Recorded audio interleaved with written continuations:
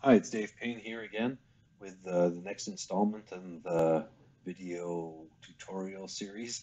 In this third video, I want to round out most of the remaining options that I haven't talked about previously, having to do with this wonderful script that Mike Cranfield has created. I'm going to talk about specifically about the properties of the generalized hyperbolic equations, why it's good for stretching, what degrees of freedom you have, what degrees, which ones have been, Mike has also built into the histogram transformation and arcsinh transformation, and also talk a little bit about the math properties, why of hyperbolic stretches in general. I'm going to talk for the second half of the video, and if you're not interested in any of that first stuff, you might want to fast forward right to the color stretch, where you can perform color saturation enhancement, much like the arcsinh process does inside Pixinsight. And finally, talk about image blending, where I can take two images and blend them to achieve something somewhere in the middle. So happy watching. I hope you enjoy it. And that's it. I'll return once I've loaded up Pixinsight.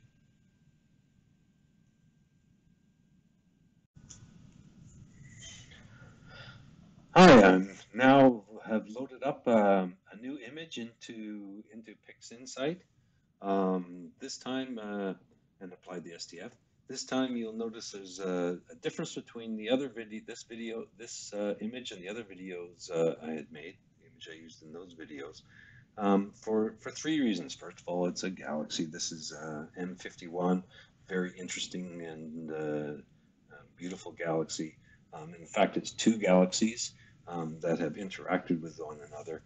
And back here is NGC 5195. So I use this image because not only is it a galaxy for a change, but it's also very interesting to explore. And one of the things I like to do when I'm starting with an image, particularly with GHS, for some properties I'm going to mention in a second, is it's great to explore with the stretching function. Second reason it's different is this is a red, green, blue image. It's got used broadband filters rather than narrowband filters. And the third reason, well, color will be an important issue that I'm going to be dealing with in this tutorial. The third reason is that I haven't done anything other than some background extraction to this image. So the data that you're seeing here is very much in the raw. There's been no noise reduction applied, which is important for a reason that I will express shortly. But really, I wanted to take a look and do my exploration with the stretching function, just to see what my image actually has in it. And that's a good thing that I like to do before I actually process an image. What is the data actually saying? So I will load up the GHS, and I'm cheating this case. You'll see that my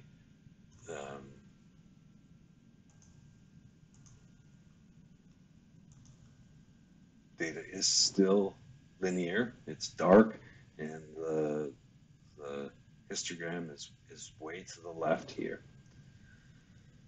But I'm cheating this time because I've actually stretched this once before, and I happen to record all the parameters I used for that stretch. So I'm just going to type in what I used on that initial stretch before. I know the parameters. I recorded the parameters that I used. And I think I picked a point. That was actually to the left of the histogram peak because I wanted to bring out that atmosphere. So this was this preview shows the results after my first stretch. I'm going to actually, well, let's just leave it here and stretch that as it is. I wanted to just illustrate a few things that I am going to execute it. Illustrate a few properties of the GHS which make it such a fine stretching routine. You can see here it's trying to do the stretch again, which would result in an over-brightened image. So I will reset. Oh, before I reset, I just want to explain one thing. One of the properties of the GHS is that it is analytically invertible. So if I said, oh, I executed that stretch, I didn't create a new image, so I've overwritten that one. Can I get back there? Now I could always hit the undo button, which is fine. But if I've exited the script and exited Pixinsight and I just have this image, I may want to take it back to linear. If I've recorded the parameters that I've used, I can actually do the invert. So this is an analytical inversion of the GHS equation. And this is handy because I can actually execute this and send that image back to its linear form. Right? There's a couple of spikes due to numerical precision here, but in general, it's right back to my linear form. So let's, I'll undo that, get back to where I was stretching. So that's one of the properties. Now, why can I invert it? Why does it give me such results? Why did Mike and I use the hyperbolic equations in the first place? Well, it has a bunch of properties that make it amenable for this. One of the important properties is it's always a function. It's a function. That means no matter what parameters I put in down here,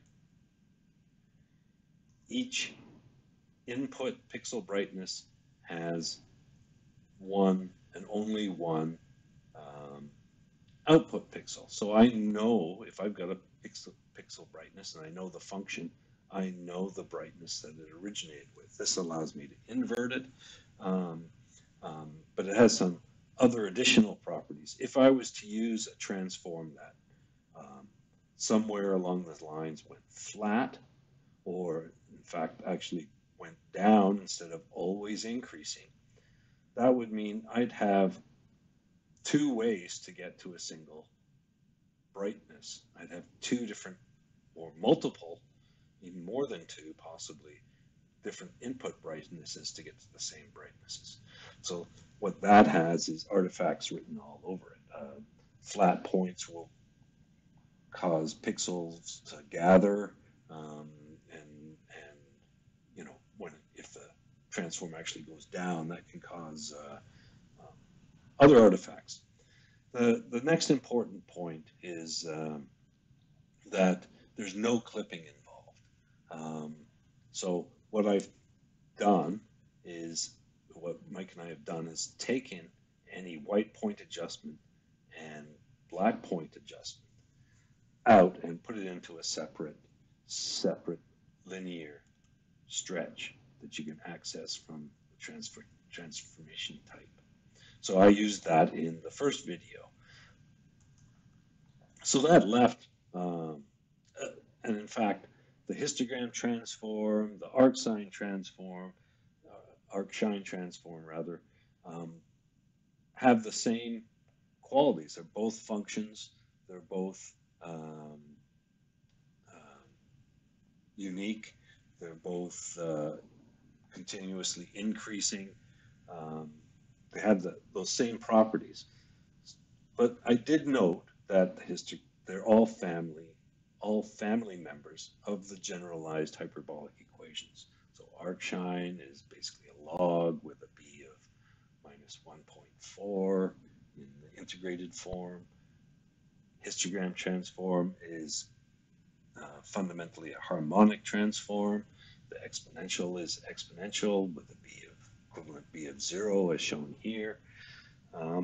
They're all family members. So rather than stick with just one degree of freedom, which was the amount of stretch we can apply, we set about taking advantage of the generalized form of the equation to put the hyperbolic exponent as a second degree of freedom on here. And in fact, you'll find the histogram transformation. Mike has included it in the script with B blanked out. So I've lost that degree of freedom. The other thing we wanted to do is have the ability, back to the generalized hyperbolic stretch, have the ability to change the point at which the maximum contrast was added.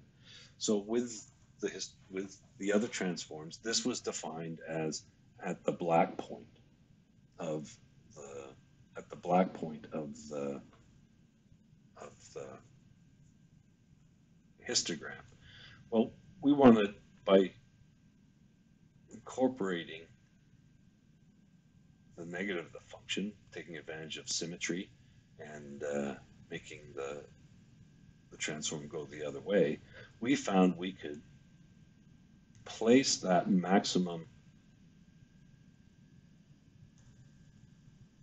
contrast wherever we wanted. Then we added 2 more degrees of freedom to protect the lowlights and the highlights. So we ended up, instead of having just 1 degree of freedom, we had 5 degrees of freedom that you can use.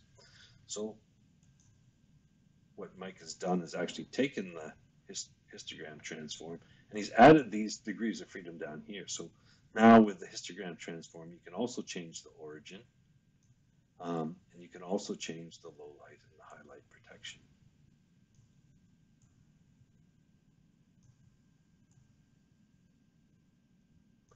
So, and ditto for the arcsinh stretch.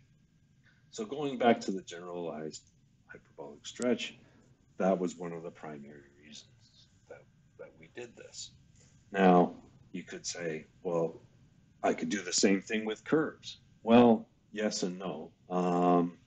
First, it would be very difficult to draw individual curves. In fact, I'll bring out, I'm going to exit here, and I'm going to bring out the curves itself.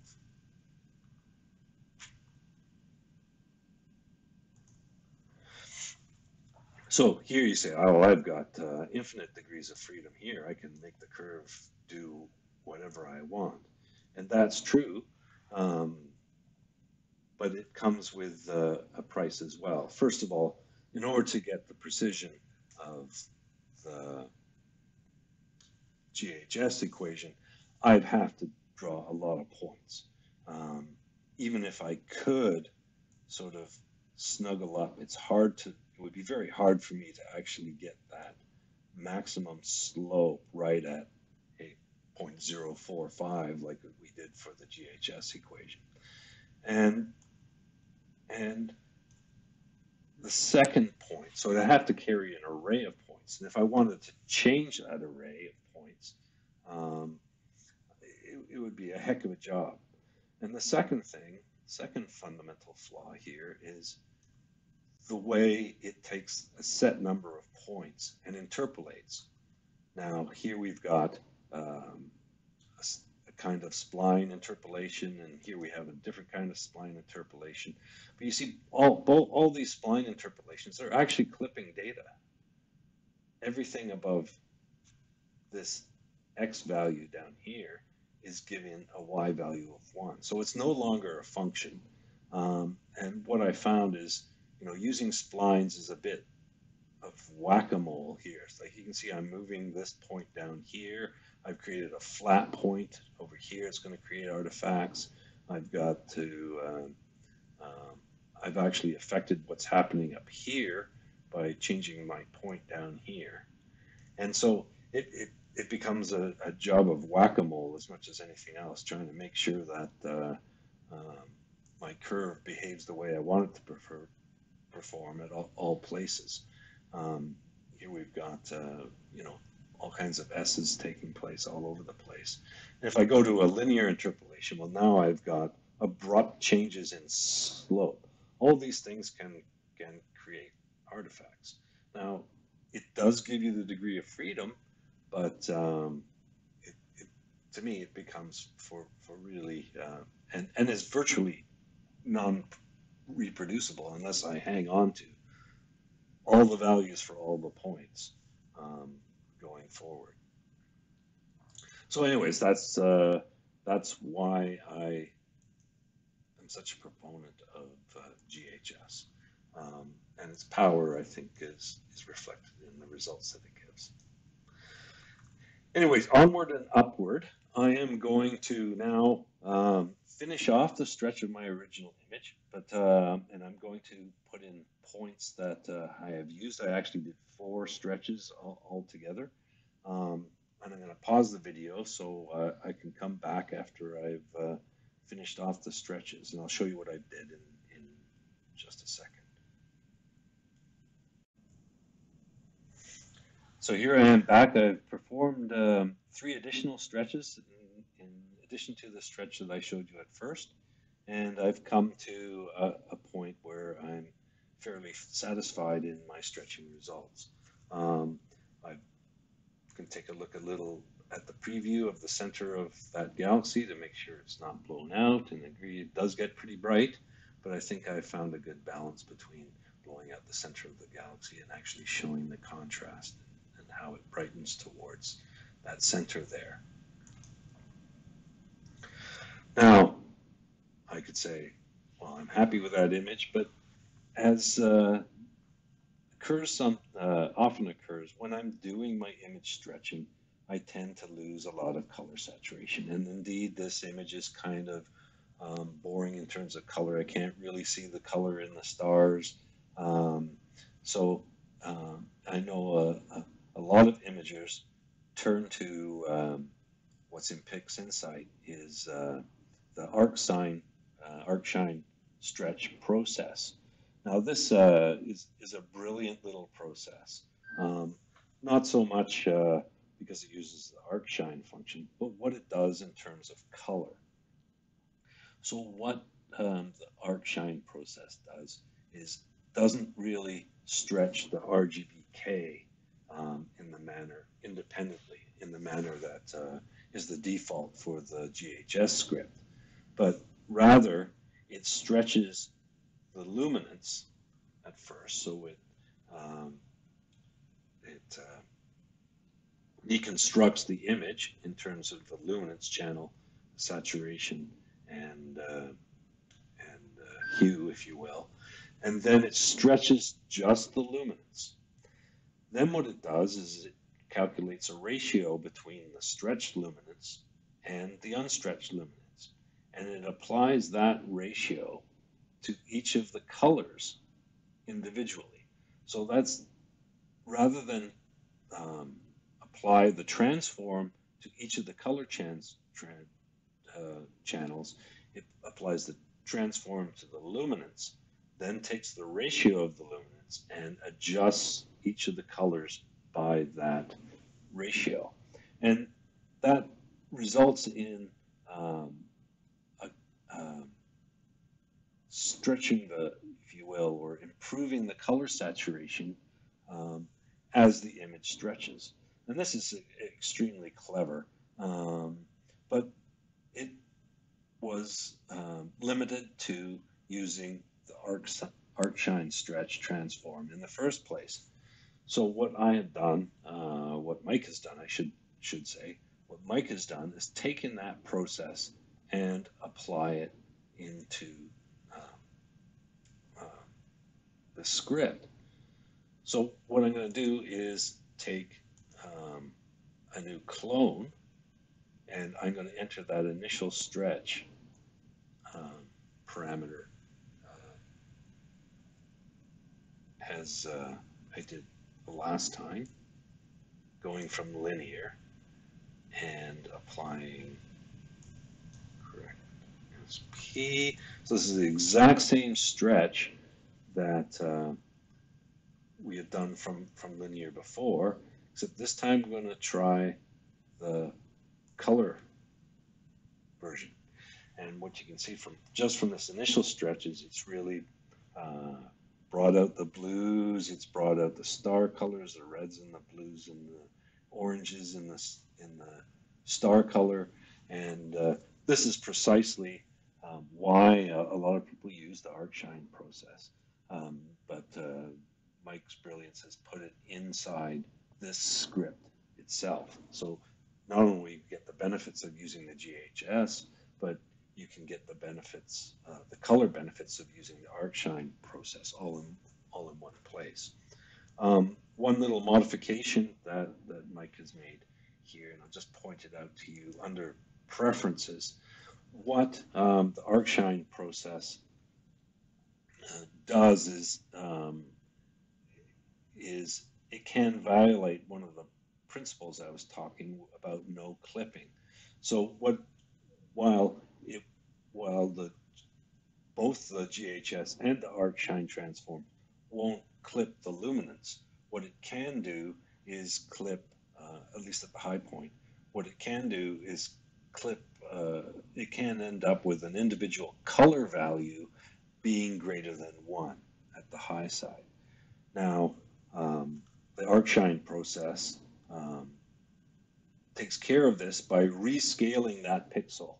So it takes the factor that would require that color that's greater than 1 to be back at 1, and it adjusts the other colors as well.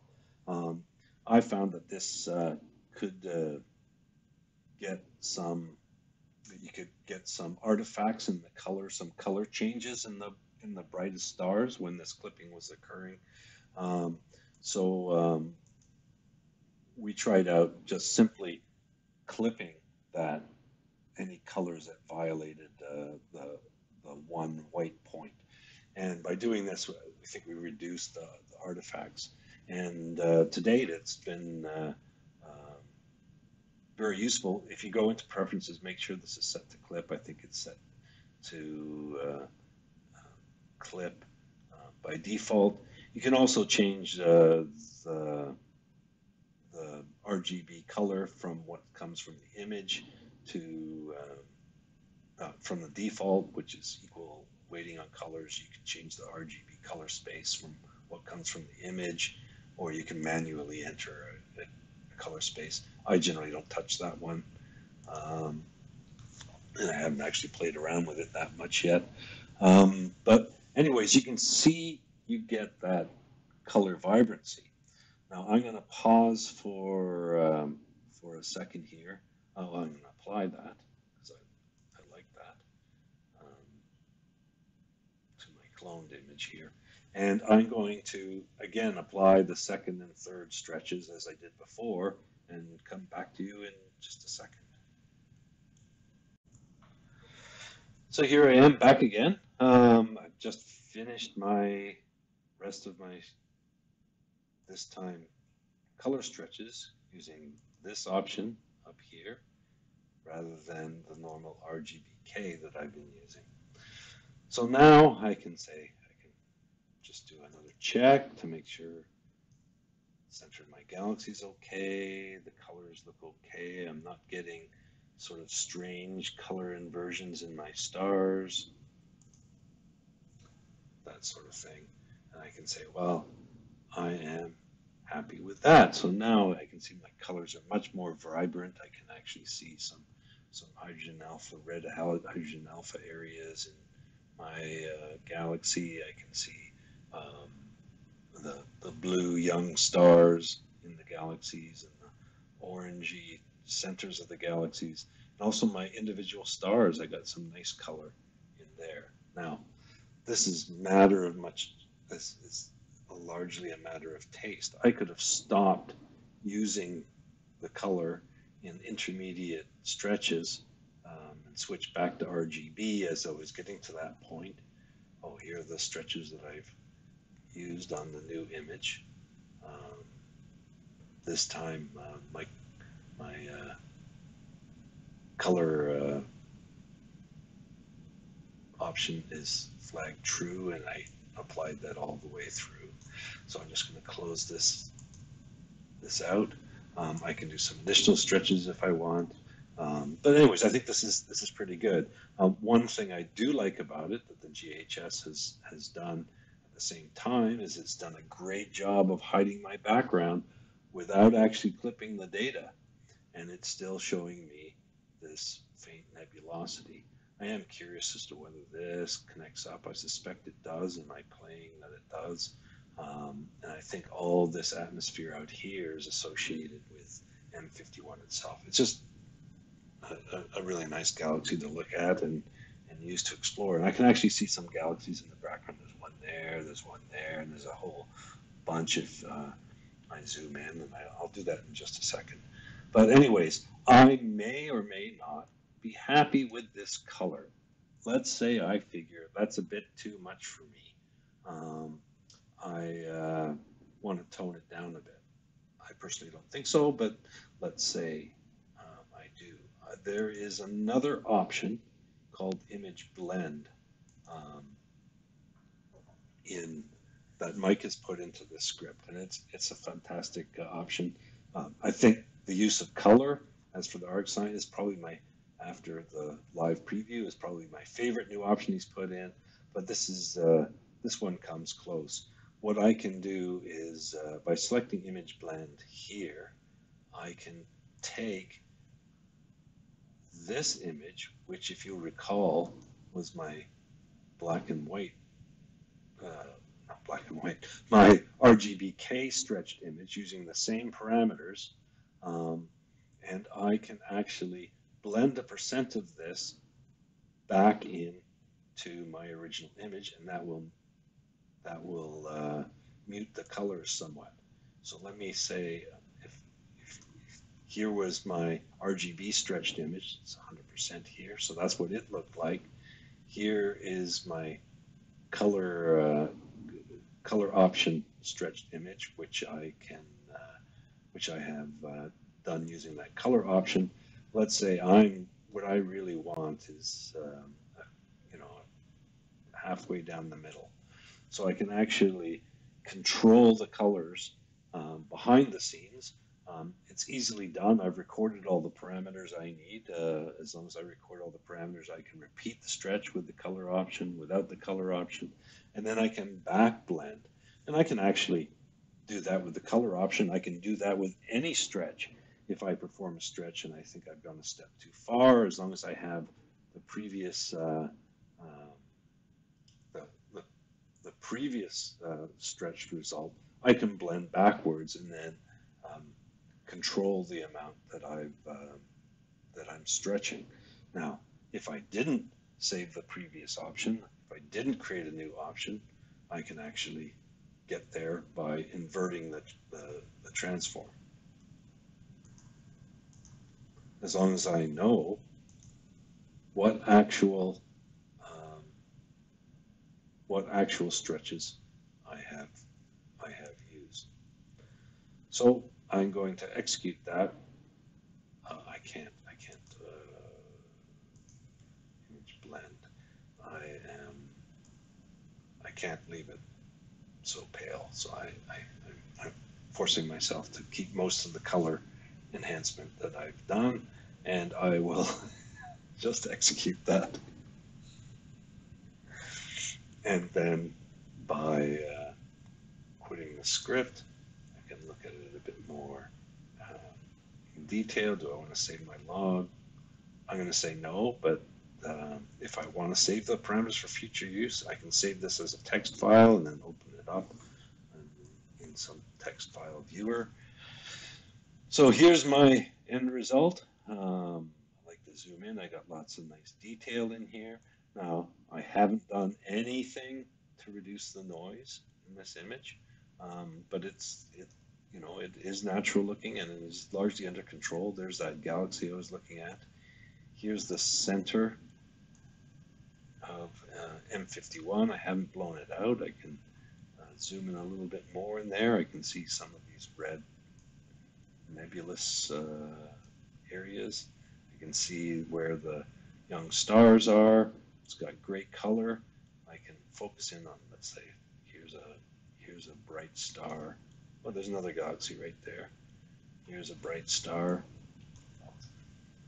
Now I am getting a little whiteness in the center of this star, but I'm not getting that complete color inversion that you would often get with the arcsinh stretch. Why that exactly occurs with the arcsinh process, I'm not sure. The other thing I haven't done is clipped any of my data, which is a fundamental portion of the arcsinh process. It's almost impossible to use without clipping data in that. So I've preserved the integrity of my data. I actually have a route back to linear. I've got a pleasing image. What I might do with this image now is go back and do some of that noise reduction, do some of the, maybe do deconvolution on the luminance and reconvolve it. I'd do some HDMRT maybe and some local histogram equalization and that sort of stuff to make the image even better than it is. But considering I haven't done any noise reduction, I think it's a wonderful result, and doing images like that is why I'm a big proponent of the GHS script. So thanks a lot for paying attention. I hope this wasn't too long, and I hope I didn't bore you too much with some of the math points, but thanks for watching, and happy stretching.